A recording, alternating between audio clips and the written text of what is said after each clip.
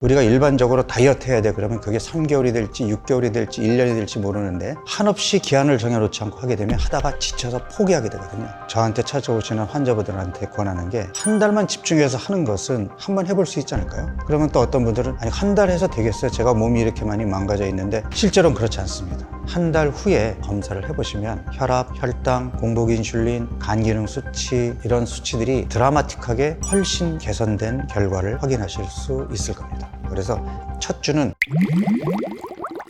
안녕하세요. 지식한상 구독자분들, 강북 삼성병원 건강의학본부 교수로 재직하고 있는 박용우입니다.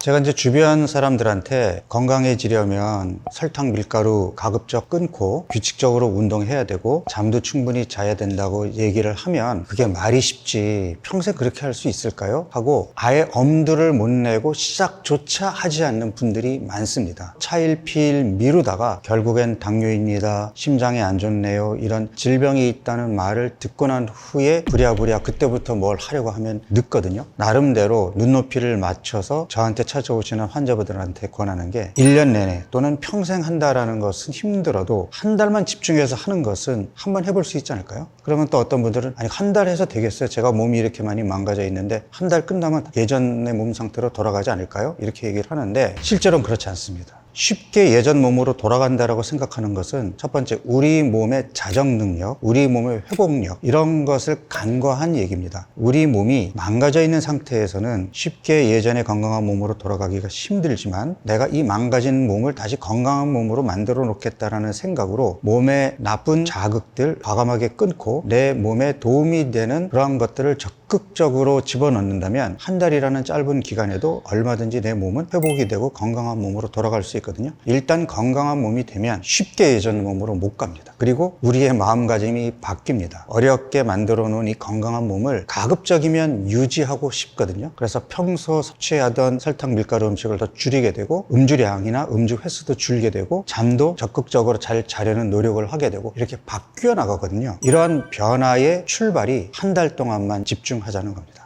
예를 들어서 나는 밀가루 음식을 너무 좋아해서 못 끊어요, 나는 청량음료를 달고 살아야 돼요 하는 사람들이 몸이 건강할 때에는 문제가 없지만 이러한 유해 음식들이 매일매일 나를 공격하게 되면 어느 순간에는 내 몸이 망가지면서 간에 기름이 끼고 인슐린 호르몬이 제대로 작동을 못하는 상태까지 오겠죠. 그러면 그때 가서 이러한 것들을 끊으려고 노력하면 지방간이나 인슐린 저항성이 개선되는데 시간이 좀 필요합니다. 그러한 상태가 됐음에도 불구하고 계속 이를 방치해 두어서 뱃살은 계속 나오고 체중은 계속 늘고 그러다가 결국은 혈압이 올라가고 혈당이 올라가고 콜레스테롤 수치가 올라가게 되면 혈관 손상, 만성 염증, 세포의 손상 이런 것들이 오게 되는데요. 그럼에도 불구하고 그냥 방치하고 있다가 약물 치료가 필요한 당뇨가 된다든지 혈관이 막혀서 심장 약을 복용하면서 치료를 해야 되는 단계까지 오면 그때는 다시 예전의 건강한 수준으로 돌아가지 못할 수도 있습니다. 제일 좋은 거는 나빠지기 전인 지금부터 적극적으로 관리해서 빨리 건강한 몸으로 돌아가는 것이 기간도 줄일 수 있고 훨씬 손쉬운 방법이거든요. 혈압이 조금 높네요, 또는 당뇨 전 단계네요, 작년보다 허리둘레가 늘고 뱃살이 나왔네요, 이런 얘기를 들을 때가 바로 건강관리를 시작해야 될 타이밍인 겁니다.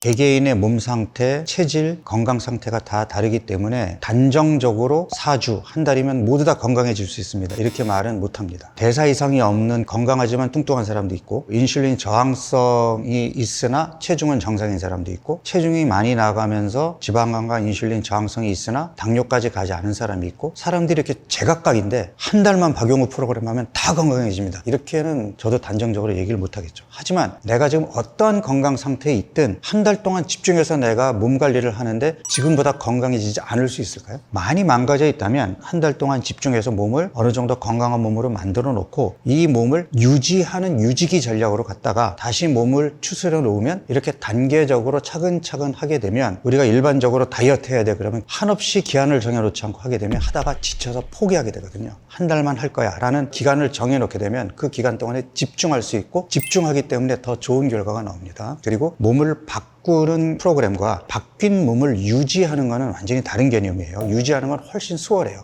그래서 조금 수월한 유지기를 길게 가져갔다가 다시 또 한 달 프로그램을 하는 것이 현실적으로 실천 가능한 방법이라는 것이 30여 년간 제가 환자들을 대하면서 치료를 해온 결론입니다. 앞서 사람들마다 몸 상태가 다 제각기라고 말씀을 드렸는데 처음 시작할 때에 얼마나 수월하게 하는지, 그 다음에 일주가 지난 후에 결과치가 어떻게 나오는지는 사람마다 다 다릅니다. 체중이 요지부동인 사람부터 일주일 만에 5kg가 빠지는 사람도 있고, 어떤 사람은 체지방으로만 잘 빠지는데 또 어떤 사람은 수분과 근육만 빠지는 사람이 있고, 결과가 다 다르거든요. 왜 그럴까요? 몸이 많이 망가져 있을수록 체중의 변화가 적고 지방보다는 수분과 근육이 빠지는 거거든요. 그런 몸일수록 더 집중하고 더 예외 없이 실천을 해야 빨리 건강한 몸으로 갈 수 있는 겁니다. 그래서 첫 주는 내 몸이 어떤 몸인지를 확인하는 단계라고 보면 되겠습니다. 지방을 잘 쓰지 못하는 몸을 지방을 잘 쓰는 몸으로 바꾸기 위해서는 탄수화물을 줄여야 되는데, 첫 주는 의도적으로 탄수화물을 평소보다 많이 제한하게 됩니다. 첫 3일 동안은 제가 단백질 쉐이크만 먹게 하는데, 그 이유는 일종의 3일간의 짧은 단식 프로그램이라고 이해하시면 됩니다. 탄수화물이 충분히 들어오지 못하면 우리 몸은 에너지원으로 비축해 있는 지방을 끄집어 써야 되겠죠. 그런데 대사 유연성이 떨어져 있는 몸일수록 지방을 끄집어 쓰기보다는 손쉽게 근육 단백에 있는 단백질을 끄집어 와서 아미노산을 포도당으로 바꾸는 대사를 하게 됩니다. 그래서 첫 3일을 굶게 되면 대사 유연성이 떨어져 있는 사람들은 근육이 많이 빠집니다. 근육이 빠지는 것을 최소화하기 위해서 식사하는 시간 동안에 4번에 걸쳐서 소화 흡수가 잘 되고 근육을 잘 유지할 수 있는 단백의 형태로 쉐이크를 먹게 하는 겁니다. 그런데 또 하나 중요한 것이, 배고픈 거를 참게 되면 우리 몸의 신진대사가 느려지고 기초대사량이 떨어질 수 있기 때문에 배고픈 걸 참으면 안 되거든요. 그런데 쉐이크만 먹으면 조금 허전하고 배고플 수 있잖아요.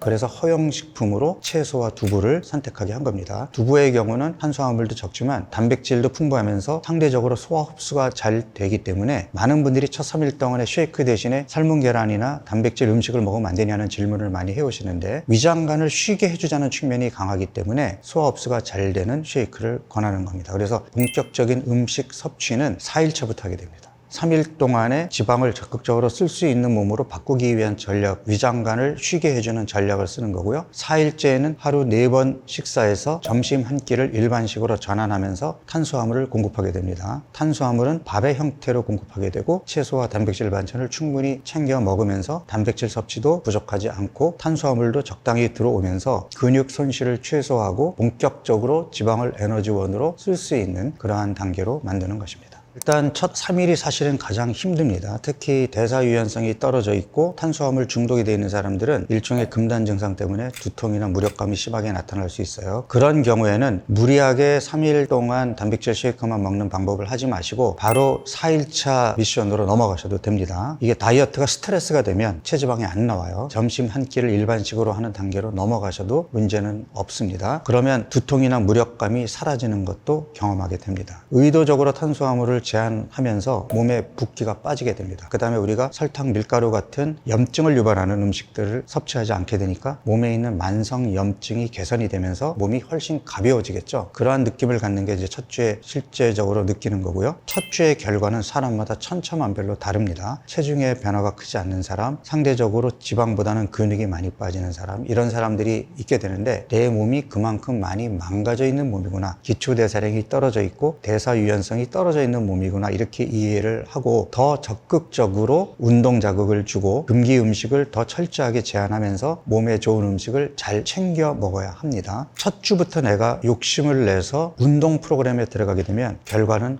훨씬 좋아집니다. 탄수화물을 줄이거나 거의 먹지 않는 것도 보통 일이 아닌데 운동까지 하라 그러면 더 힘들겠지만, 첫날부터 운동을 시작하게 되면 우리 몸이 처음부터 지방을 끄집어 쓰는 게 아니라 근육 단백을 끄집어 쓰다가 지방을 쓰게 되는 스위치를 앞당길 수가 있어요. 바꿔 얘기하면, 운동을 안 했다면 지방보다는 근육이 더 많이 빠질 몸도 첫날부터 운동을 시작하게 되면 상대적으로 근육 손실이 줄어들고 지방이 더 잘 빠지게 됩니다. 2주차로 넘어가서는 1주차에서 지방을 잘 쓰지 못했던 우리 몸이 할 수 없이, 왜냐하면 탄수화물을 의도적으로 제한을 했으니까 비축해둔 지방을 끄집어 쓰는 모드로 바뀌었단 말이죠. 그러면 이번에는 활성화시킬 수 있게끔 해야 되겠죠. 그래서 2주차에는 아침과 오후 간식은 여전히 쉐이크 형태로 단백질을 공급하는, 그 다음에 점심, 저녁 두 끼는 일반식으로 채소와 단백질을 배고프지 않게 하루에 4번 단백질을 공급하고 충분히 챙겨 먹는 전략으로 가게 됩니다. 물론 탄수화물은 밥의 형태로 점심 한 끼에 먹게 되겠죠. 콩류나 견과류가 허용이 되기 때문에 콩밥으로 드셔도 좋고, 오후에 단백질 쉐이크를 섭취할 때 견과류를 간식으로 함께 섭취를 해도 됩니다. 물론 샐러드를 먹는데 뿌려 먹어도 괜찮겠죠. 탄수화물의 허용량이 조금씩 늘어나면서 이제 본격적으로 체지방을 끄집어 써야 되는 그런 모드로 진입을 하는데, 이때 필요한 전략이 간헐적 단식입니다. 제가 지금 잘 챙겨 먹으라는 걸 강조했어요. 그래서 잘 챙겨 먹다가 간간히 굶는 간헐적 단식을 하는 겁니다. 처음에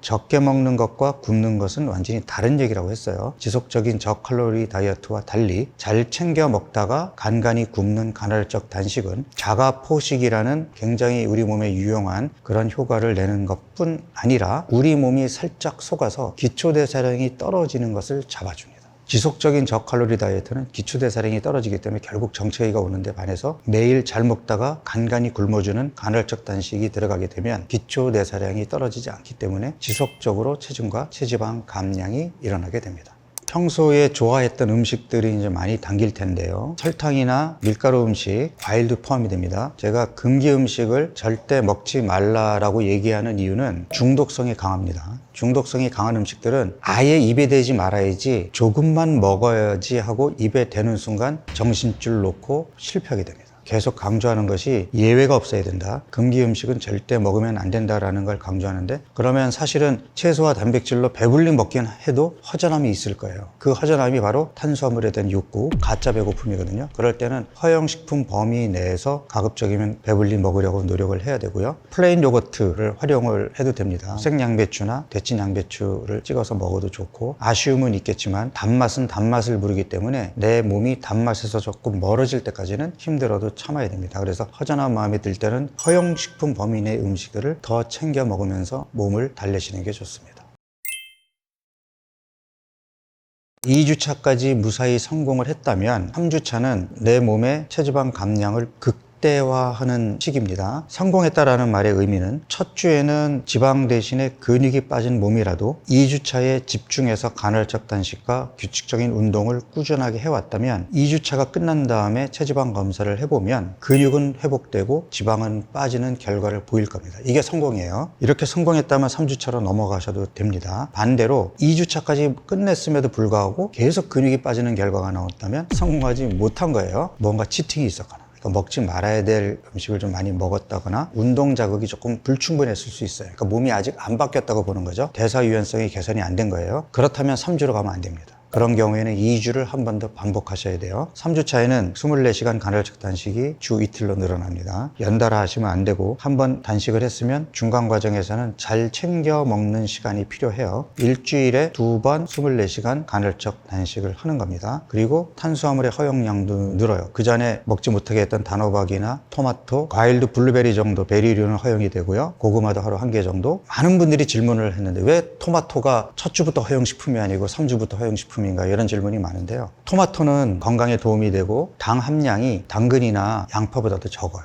문제는 달달한 맛이 있기 때문에 단맛에 빠진 사람들은 토마토라도 먹어야 되겠다 그래서 토마토를 많이 드실 수 있거든요. 그래서 제가 못 먹게 한 거예요. 단 게 땡길 때마다 난 방울토마토를 먹겠어 하고 많이 드시는 것보다는 적당히 드시는 게 좋겠죠. 2주 차에 일주일 중에 하루를 24시간 단식을 했어요. 그러면 일주일 중에 하루는 한 끼밖에 안 먹은 거예요. 그럼 일주일치를 다 더해서 7로 나누면 하루에 먹은 평균 섭취량은 내가 배불리 먹었다고 하더라도 평균은 떨어지게 되거든요. 적게 먹은 효과가 나오는 거예요. 그런데 근육이 늘고 지방이 빠지거든요.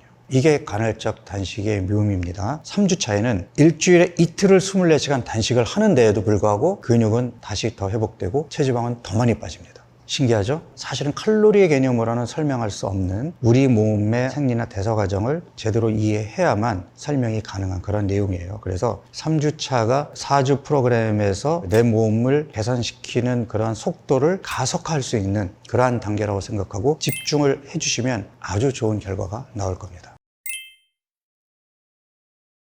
자, 이제 3주까지 무사히 마치셨으면은 한 달 남았잖아요. 만약에 3주차가 끝난 시점에서 체지방 검사를 했는데 근육량이 이 프로그램을 처음 시작했을 때보다 더 늘어난 상태라면 주 3일 24시간 단식을 해도 좋습니다. 그런데 제가 경험을 해보니까 정말 열심히 이 프로그램을 하신 분들이 아니라면 3주가 끝났을 때에도 처음 시작할 때 근육량을 회복하지 못하신 분들이 꽤 많거든요. 그래서 제가 4주 프로그램은 주 3일 단식보다는 3주차까지 성공적으로 미션을 완수한 분에 한해서 3주 미션을 한 번 더 반복하게 합니다. 물론 그 전에 근육이 회복이 안 돼서 3주차에도 2주차 미션을 반복했던 분들 중에 이제 뒤늦게 발동이 걸려서 근육이 회복이 되고 체지방이 본격적으로 빠지신 분들은 3주차로 넘어가셔도 돼요. 3주차에 빠진 근육이 계속 회복이 되면서 체지방이 잘 빠지고는 있으나 근육의 회복 수준이 처음 시작만큼 미치지 못했다면 3주차 미션을 한 번 더 하시는 것이 좋습니다. 너무 욕심내지 마시고 간헐적 단식을 무작정 많이 한다고 좋은 게 아니에요. 내 몸에 맞게끔 해야 되니까 4주차에도 3주차 미션을 그대로 이어가시는 것을 저는 권합니다. 중요한 것은 최종 결과거든요. 그렇게 해서 4주까지 마쳤을 때 제가 했던 다이어트 프로그램에서 저는 한 달 후에 이 프로그램 시작하기 전에 했던 혈압, 혈당, 콜레스테롤 같은 각종 검사 지표들을 다시 보거든요. 한 달밖에 지나지 않았으나 혈압, 혈당, 공복 인슐린, 간 기능 수치, 콜레스테롤, 중성지방 이런 수치들이 드라마틱하게 정상 수준 또는 거기에 가깝게 개선되는 것을 저는 경험을 해왔기 때문에 한 달 후에 가까운 병원에 가셔서 검사를 해보시면 훨씬 개선된 결과를 확인하실 수 있을 겁니다. 4주 프로그램을 소개를 하면서 질문을 받았는데요. 우선 첫 번째로 고지혈증약 먹고 있는데 해도 돼요? 지금 당뇨약 먹고 있는데 해도 돼요? 그러니까 약물을 지금 복용 중인데 이 프로그램을 해도 되느냐라는 질문을 많이 받았거든요. 당뇨약을 복용 중이신 분들은 조심하셔야 돼요. 왜냐하면 의도적으로 탄수화물을 제한하는 다이어트이기 때문에 약을 복용 중에 하게 되면 저혈당에 빠질 위험이 있습니다. 그래서 하시겠다면 약을 끊으셔야 되는데 그럴 경우에는 약을 처방하신 의사 선생님하고 충분한 상의를 거치신 후에 하시는 것을 권해드립니다. 고혈압 약을 드시는 분들의 경우에는 일단 첫 주만 제대로 해도 혈압이 떨어지거든요. 붓기가 빠지기 때문에. 그렇지만 고혈압의 원인이 워낙 다양하기 때문에 살만 빠진다고 혈압이 정상으로 돌아가는 게 아니니까 고혈압의 경우에는 약은 계속 복용을 하시되 혈압이 떨어질 거예요. 혈압약을 처방해 주신 선생님한테 가셔서 매일매일 내가 집에서 측정한 혈압 수치를 선생님께 보여드리고 수치가 이렇게 떨어졌는데 약을 좀 조절해야 되지 않을까요? 하고 선생님께 여쭤보세요. 그래서 아마 선생님이 용량을 조절해 주시면 그렇게 드시면 돼요. 콜레스테롤 때문에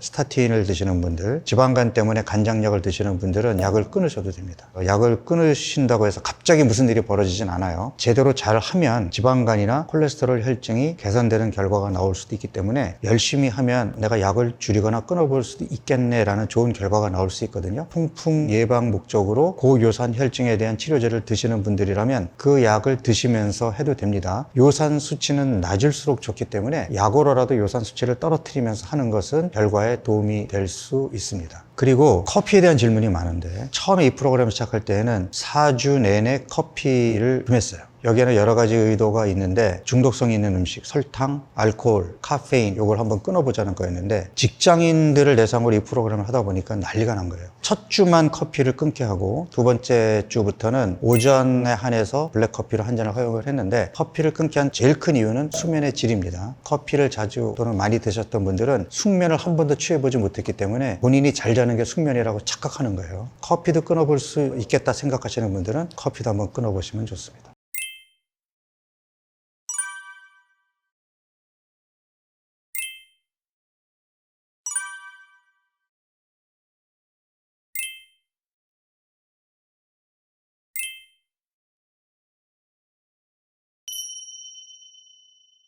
질문을 많이 받는 게 한 달만 하라고 했는데 한 달 해보니까 배도 쏙 들어가고 몸도 가벼워지고 피부 상태도 좋아지고 한 달하고 끝내기가 아까운 거예요. 더 하면 안 돼요? 이런 질문 많이 받거든요. 더 해도 됩니다. 한 달만 합시다 하는 건 사실은 미끼를 던진 거예요. 아니 내가 더 하고 싶은 열의가 있고 그만큼 충분히 의지력이 있으면 더 하면 되죠. 근데 문제는 뭐냐 하면 이게 의지력만 앞선다고 되는 것이 아니라 내 몸이 따라줘야 된단 말이에요. 의도적으로 일주일에 이틀 간헐적 단식도 하고 건강식 챙겨 먹고 운동을 하는데에도 어느 순간 더 이상의 체중의 변화가 없고 체지방도 끔짝 안 하고 근육도 회복이 안 돼. 그러면 사실은 유지기로 넘어가는 것이 더 낫습니다. 유지기로 넘어가야 되는 이유는 첫 번째는 알게 모르게 내 몸의 기초대사량이 떨어진 거예요. 또 운동을 규칙적으로 열심히 한다고 했으나 몸의 기초대사량을 유지할 정도의 운동량이 아니라면 기초대사량이 떨어져 있을 수 있어요. 그러면 내가 나름대로 간헐적 단식을 하고 운동을 해도 그 효과가 극적으로 반영이 잘 안 됩니다.